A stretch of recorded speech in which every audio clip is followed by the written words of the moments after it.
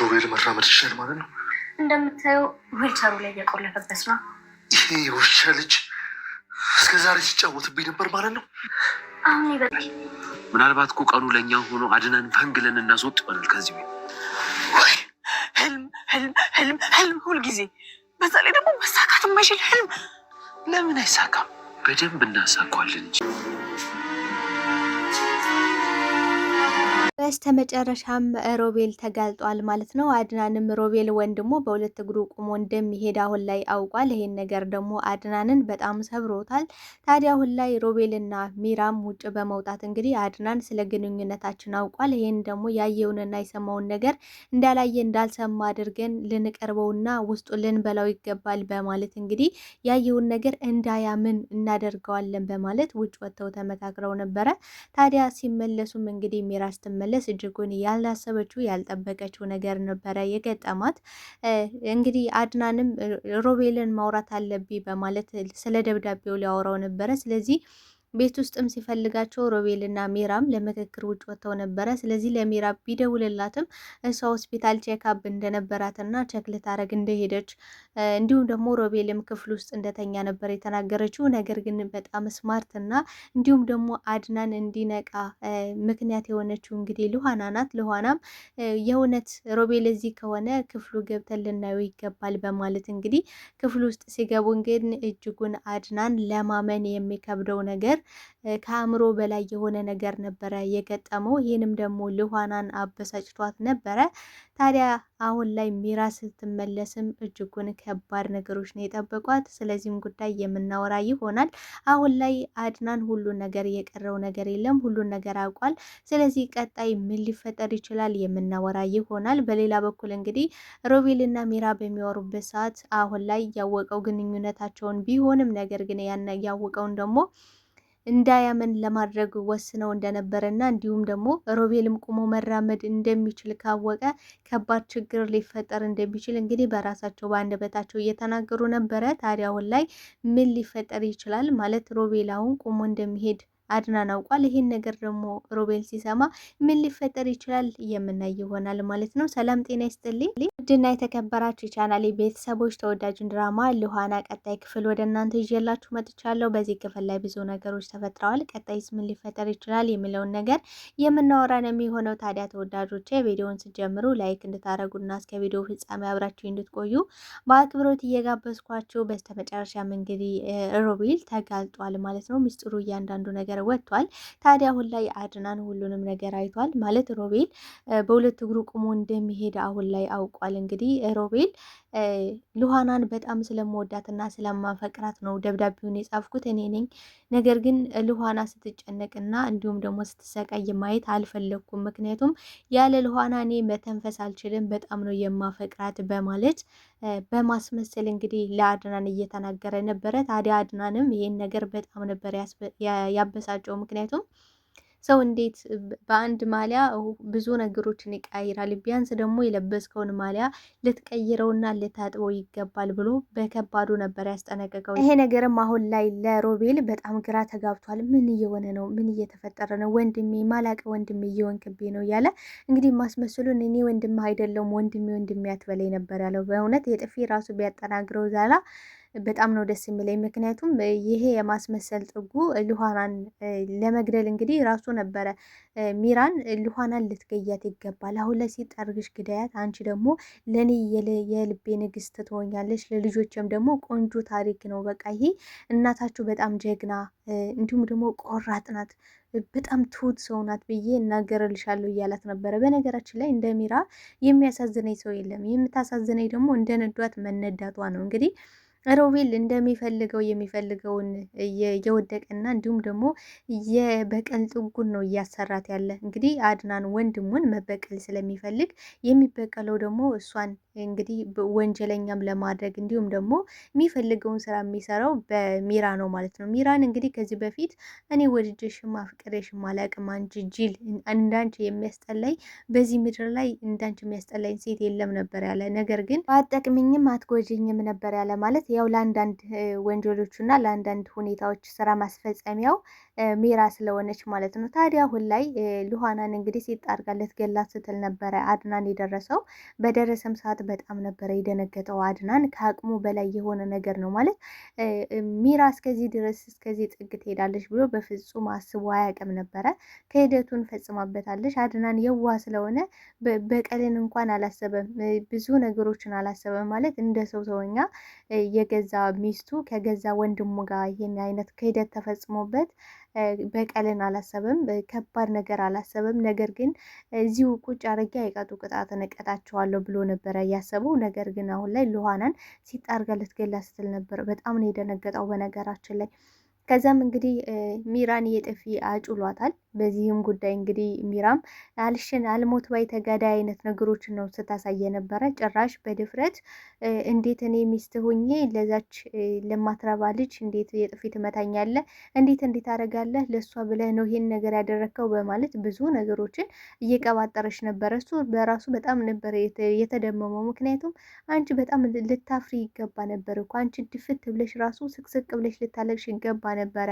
ምክንያቱም ሰው ልትገይ ስትይ ነበረ ያስኩ። አንቺ ግን ምንም ሳይመስልሽ ጭራሽ አይንሽን አፍጥጠሽ አይንሽን በጨው አጥበሽ ይሄን አይነት ንግግሮችን ትናገርኛለሽ በማለት እንግዲህ አሁንም ድረስ እንዳልደግምሽ አርፈሽ ቁጭ በይ ነበር ያላት። ታዲያም ሉሃናም በጣም ነው የማመሰግነው ነበር ያለችው። ምክንያቱም ነፍሴን አድነህልኛል፣ የምር አንተ ምን ያህል እንደምትወድ አሁን ላይ አረጋግጫለሁ። ምክንያቱም በሚወደኝ ሰው አምላክ ልኮ አድኖኛል ብላ እንግዲህ እያመሰገነችው ነበረ። እሱም ደግሞ የራስ የሆነ ሰው መመስገን እንደሌለበት እየተናገረ ነበር። እውነት ለመናገር የምትወዱት ሰው የሆነ ነገር ሊሆን ሲል ውስጣችሁ ራሱ ይነግራችኋል። ስሜት አለው፣ የሚነግራችሁ ነገር አለ። ያም አድናን አሁን ላይ በጣም ስለሚወዳትና ስለሚያፈቅራት እንዲሁም ደግሞ በጣም ነው የምታስብለት፣ በጣም ነው የምትንሰፈሰፍለት። እሱ እንኳን እንደዚህ ሆኖ አይገባው ሲል እንደገና ደግሞ ነገሮቹን በቀላሉ የመተው አይነት ባህሪ ነው ያለው አድናን ማለት ይሄ ከባድ ነገሮችን ሲሪየስ ኬዝ ነው። እንግዲህ አሁን ወንድሙ ከሚስቱ ጋር ማግጦበት ግን ደግሞ በቀላሉ ሊተወውና ሊረሳው ይፈልጋል። ነገር ግን እሷ ይሄን ነገር አሁን ላይ በጣም እያናደዳት ነው ሉሃናን። ምክንያቱም ሁሉን የተነገረኝ ነገር እያመንክ ነው። ቆይ እኔ እንዴት አድርጌ ነው ላስረዳ የምችለው? በዚህ ከቀጠልን እንደው ምንኖራን ሁላ አይመስለኝም ነበር ሁላ ያለችው። ምክንያቱም አሁን ላይ ምን ብላለች ሚራ ሲደውልላት፣ እንግዲህ እኔ ሆስፒታል ለቼካፕ ነው ያለችው። ለቼካፕ ሂጃለሁ። እንግዲህ ልጅ እኮ የለም ውስጧ ላይ ልጅ የለም። ግን ደግሞ አሁን ላይ አድናን አንድ የተሸወደው ነገር ልጅ በውስጧ እንደሌለ እያወቀ ግን ደግሞ ሆስፒታል ይጃለሁ ስትለው አምኗታል። ማለት ሆስፒታል ካልሆነች የትም ልትሆን አትችልም። ሮቤል ደግሞ አንዳንዴ ሲደብረው ከክፍሉ ዘግቶ ይቀመጣል ወይም ደግሞ ይተኛል እያለ እንግዲህ ለሉሃና እየነገራት ነበረ። ታዲያ ሉሃና ይሄ ነገሩ በጣም ነበር ያበሳጫት። ምክንያቱም የተነገርከውን ሁሉ አትመን ብዬ ስንቴ ነው የነገርኩህ? ቆይ እንዴት ነው አንተ የሚገባ? ያ ሁሉ ነገር እንኳን አይተህና ሰምተህ አሁን ላይ ምንም እየመሰለህ አይደለም። ቆይ ምን እየወንክ ነው ስትለው በቃ የኔ ቆንጆ ልክ እኮ ነሽ፣ ከዚህ በኋላ አንቺ የምትይን ብቻ ነው የምሰማው በማለት እንግዲህ የምትሰማኝ ከሆነ የሮቤልን ክፍል ከፍተን ልናየው ይገባል በማለት ነበረ። እንግዲህ የሮቤልን ክፍል ከፍተው ሲገቡ እንግዲህ ዊልቸሩን አግኝቶታል። አሁን ላይ በጣም ነው ደስ ያላት ሉሃና። ምክንያቱም እስከ ዛሬ ድረስ ምን ብለዋለች? ሮቤል በእግሩ መራመድ ይችላል ብላ በተደጋጋሚ ነግራው ነበረ። ታዲያ ምንድን ነው ያደረገው? በሰዓቱ አድናን ተናዶ ሳራም የጻፈችው ደብዳቤ ነበረ ሮቤል በእግሩ መራመድ እንደሚችል እና ሚራና ሮቤልም ግንኙነት እንዳላቸው አሁን ላይ ይህን ነገር መናገር እንዳልቻለች እየከለከሏት እንደሆነ ግን ደግሞ ያን ደብዳቤ ባየውና በተመለከተው ሰዓት ከዚህ ነገሮች ራሱን እንዲያድንም ሳራ እንግዲህ ደብዳቤ ይጽፋለት ነበረ። ታዲያ ይሄን ነገር በማየት አድናን ምንድን ያደረገው ሮቤልን ሆስፒታል ወስዶ ምርመራ አድርጎ ነበረ። ታዲያ ሚራም ቤተሰቧ ወይም ደግሞ በገንዘብ የምትገዛቸው ሰዎች ሆስፒታል ውስጥ ስለነበሩ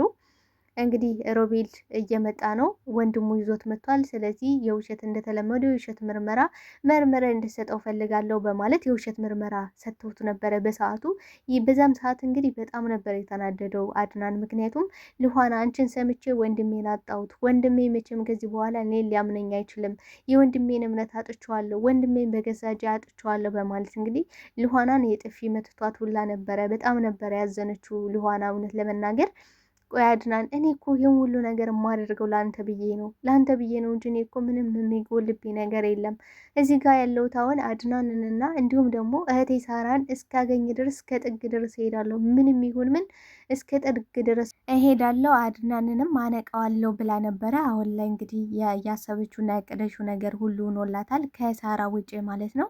አሁን ላይ እንግዲህ ሮቤልም ስላለቀለት ስለ ሳራም እንግዲህ የሚናዘዝ ነው የሚሆነው ማለት ነው። ታዲያ አሁን ላይ ሮቤልም ማስመሰሉ ቀጥሎ ነበረ። እኔ እኮ ልኋናን በጣም ስለመወዳትና ስለማፈቅራት ነበረ ደብዳቤውን ጽፌ ስለ ሳራ እንዳትጨነቅና እንዲሁም ደግሞ እሷ እየተጨነቀች ማየት አልፈልግም። ምክንያቱም ደግሞ ልኋናን ምን ያህል እንደማፈቅራት ወንድሜ ልነግር አልችልም፣ በጣም ነው መሳሳላት በማለት እንግዲህ ማስመሰሉን ቀጥሎ ነበረ። ታዲያ አድናን በጣም ነበር የተናደደው። እንዴት በዚህ ልክ ታስመስላለ?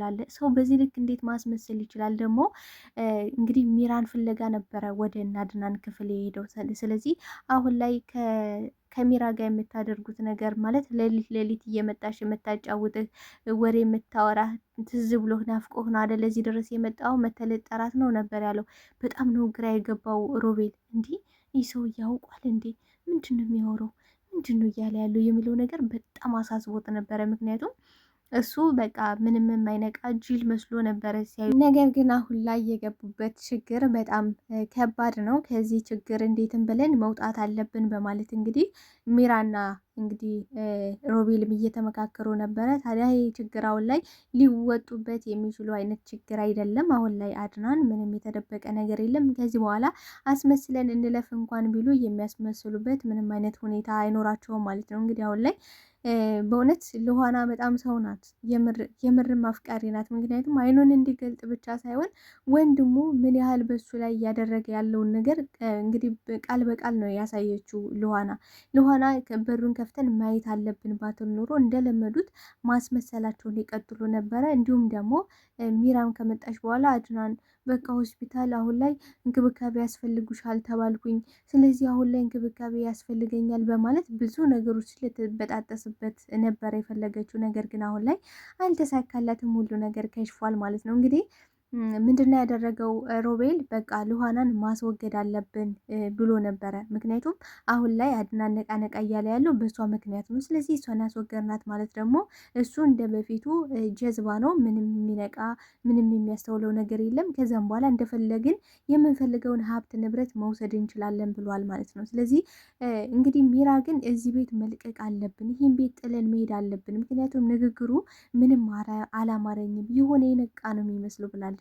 ነገር ግን አሁን ላይ ሮቤልም ያን ቤት ለቆ መሄድ አይፈልግም። ምክንያቱም አድናን ቤቱን ለቆ እንዲሄድለት እንጂ እሱ ቤቱን ለቆ መሄድ አይፈልግም። እንዴትም አድርጌ ከዚህ ቤት ነገሮችን ቀልብሰን እንደምንም አድርገን አድናን ከዚህ ቤት መንቅረን ልናስወጣው ይገባል። እኛ አይደለም እዚህ ቤት የምንወጣው እሱ ነው የሚወጣው ብሏል።